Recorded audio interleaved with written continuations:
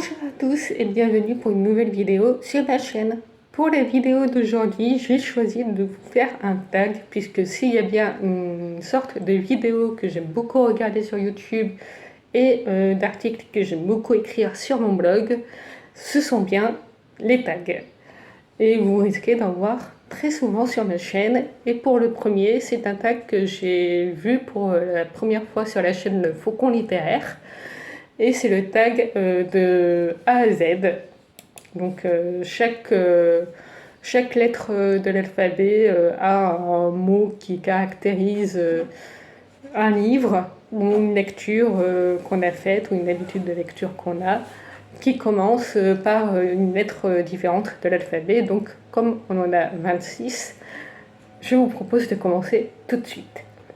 Tout d'abord, A pour auteur. Un auteur dont tu as lu le plus de livres.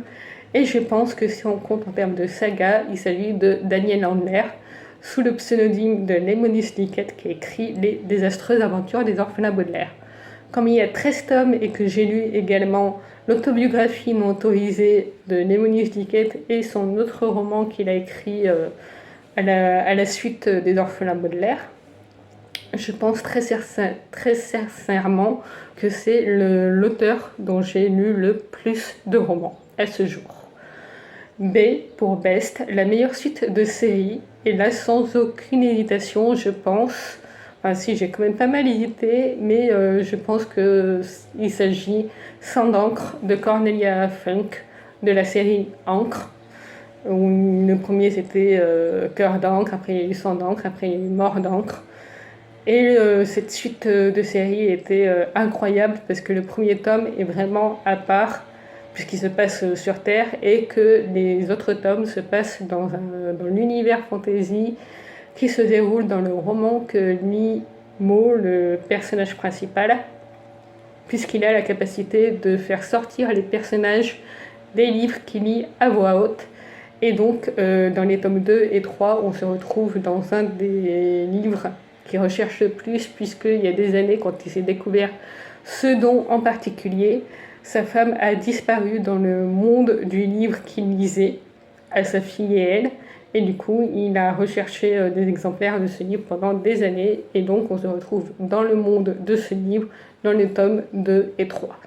Et c'était vraiment une de mes trilogies préférées, qui a resté ma trilogie préférée pendant très longtemps.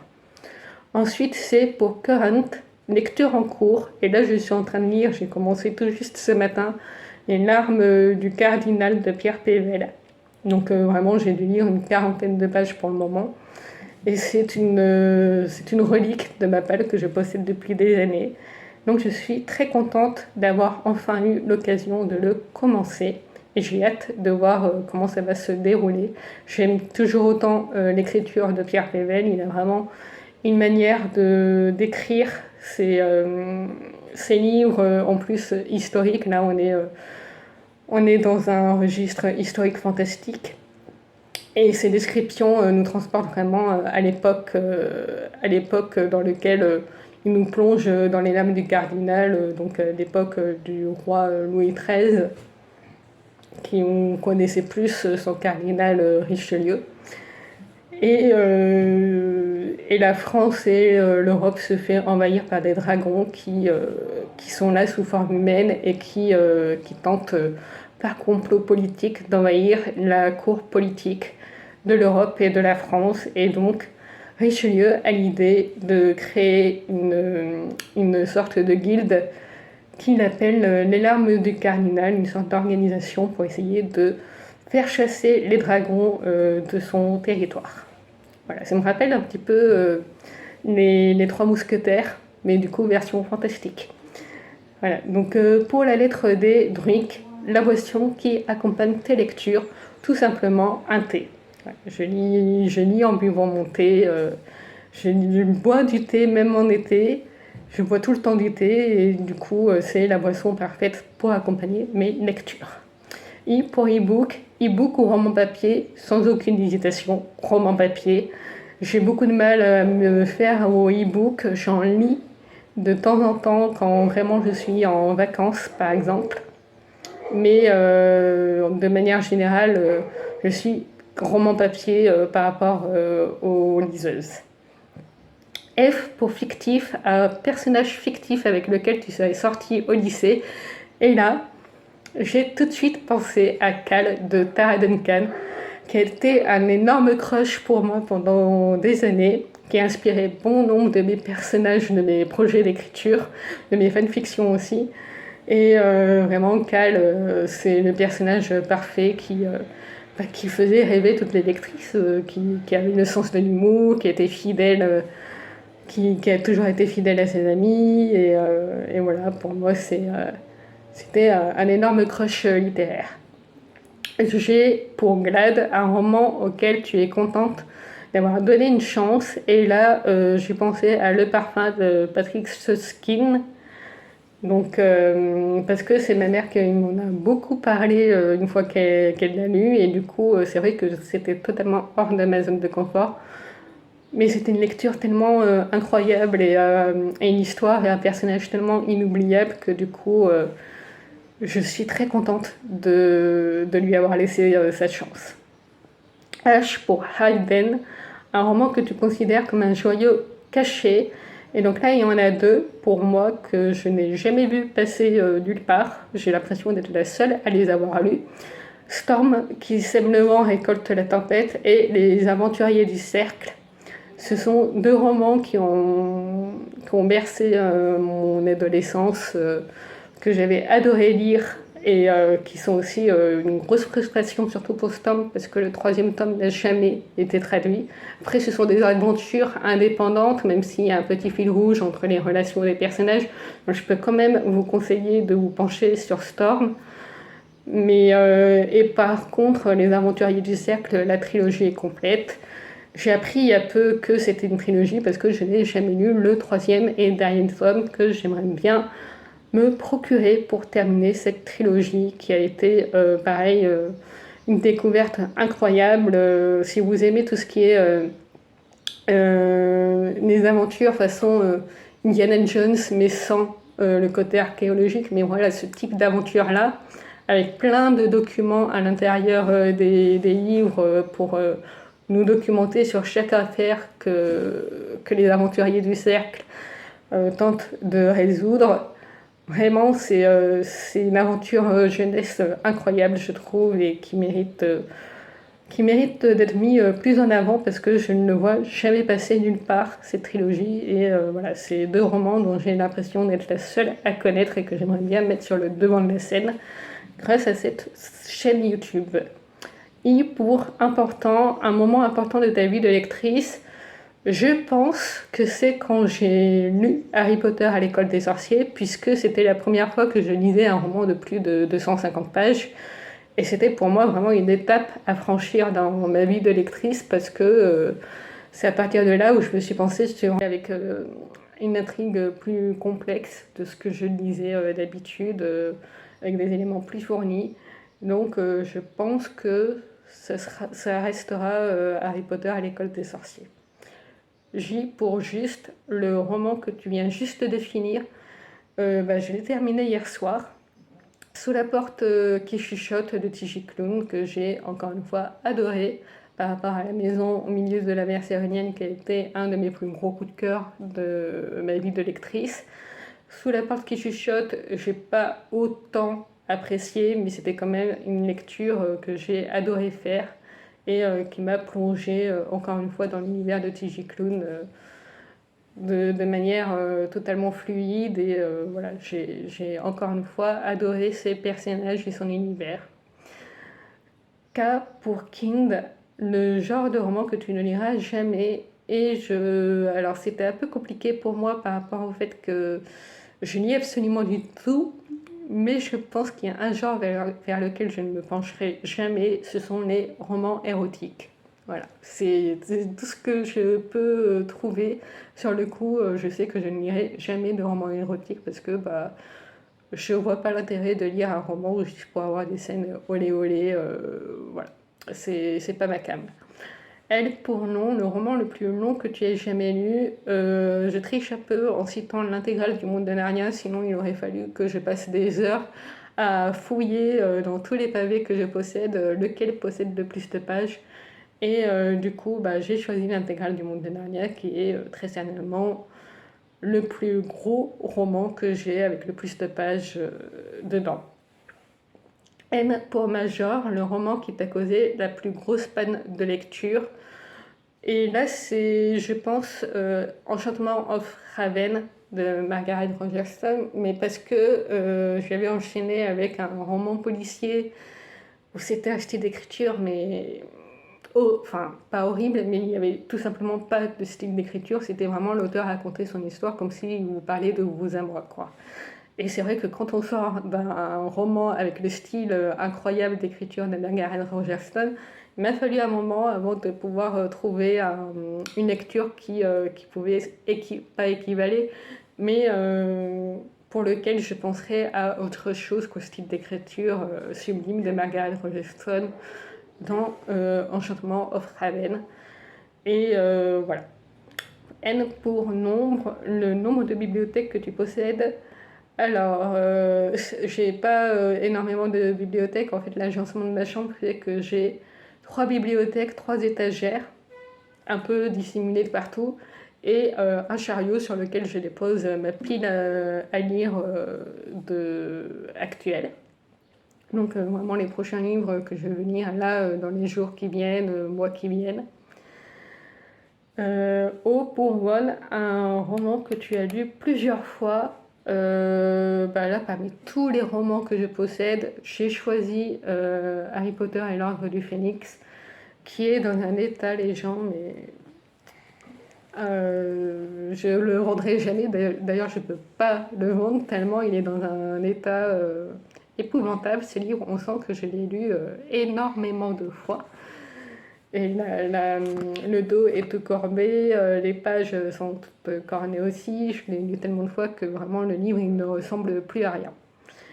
Ensuite, P pour préféré, ton endroit préféré pour lire sur le canapé, tout simplement. C'est qui est pour moi le plus confortable avec le plaid en hiver, la boisson en été.